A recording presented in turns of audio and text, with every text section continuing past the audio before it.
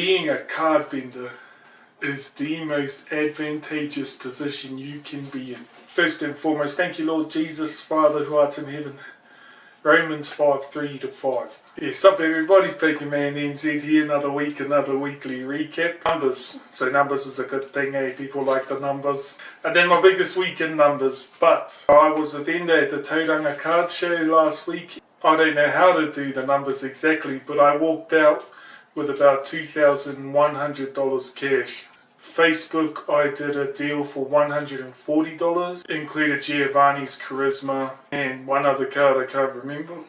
$202 on Trade Me last week because all my auctions were running out. That brings last week's totals to about $2,400. Man, very blessed, very thankful. Like I said at the start of the video, Pokemon hype is real. It's not even a hype anymore, it's more of like a solid investment. I got home from the card show and I went through my inventory, and what I did was just delete out of my collector the main cards, like the biggest cards. I just deleted them all off collector to see like where my collector's at, because throughout the day I was trading, buying, whatever I could get my hands on. As soon as I had money in my fanny pack, if you had cards I would try and take them off you. So throughout the day I remember at one point I had a tag team Articuno, Moltres and Zapdos card for about 10 minutes. Oh, sure was epic. It was my first Elsie Gangster tag team to have. Yeah, that sold fast as, sadly. Because I just took it in as trade and then put it straight into the display case. At one point I got a Venusaur SIR from 151. Didn't have that for very long either. Everyone had Quaxleys and Quaxwells and Quaquavels. Corey from Insane League brought along a free Coco for me that I paid for earlier. He had a Coridon and a Skeledirge SIR on him as well. I picked those up. The brother Israel. Anyway, he was the vendor next to me. I believe him and his wife were there. And man, it was just chock-a-block. A couple of things that I take away from the card show is: one, leave your basic EXs on Trade Me. Leave your full arts, most of them on Trade Me. Yeah, and take like illustration rares and up, I think. If you have a lot of inventory. If you have a little bit of inventory, take everything. It's been like 5-6 days and I haven't even got everything listed up on Trade Me yet. Sales are going mean on Trade Me so far. Somebody, well, he emailed me saying it was his kids, but they picked up like over 100, because my idea was, well, instead of listing my most expensive stuff first and then having a lot, like way too much money too fast, I listed all my small stuff. I gave him 100 basic EXs, and then he emailed me saying, yeah, my kids had a bit of fun picking out everything. I was like, oh.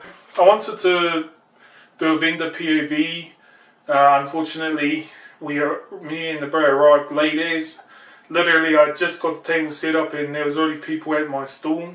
I was there like 20 minutes, 10 minutes, like 18 minutes before it started was the exact time I was there. And by the time I'd even just put my display case and all the cards under it, I had my first customers. One thing I'll make sure next time is I'll probably just go solo to all the next events. And also another thing I want to do is either take a family member, have them there with me, have an extra pair of eyes so I can go in and out.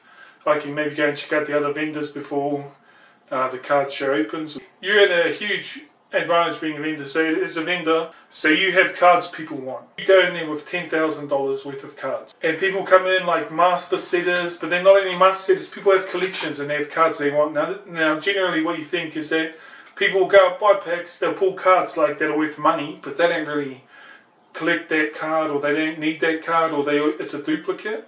So they come in, they look at your display and they realize, oh, he's got this and this that I need for my master set. And to get 80% of what your card value is towards the card that you need is pretty epic.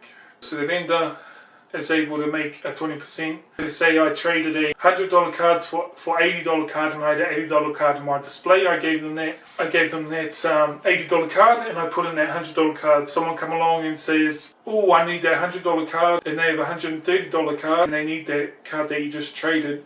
You've just traded from an $80 card to a $130 card. Also, buying collections is epic as a vendor, because I do a lot of my collection buys on Facebook Marketplace and the Facebook groups. I find I've got to pick up everything from basic EXs all the way up to their best cards. Whereas there's a vendor, you can look through, and there's a vendor, and there's somebody that sells cards each and every day. I go, wow, I know this will sell for me, so I'm not too phased about the time frame it'll take to sell.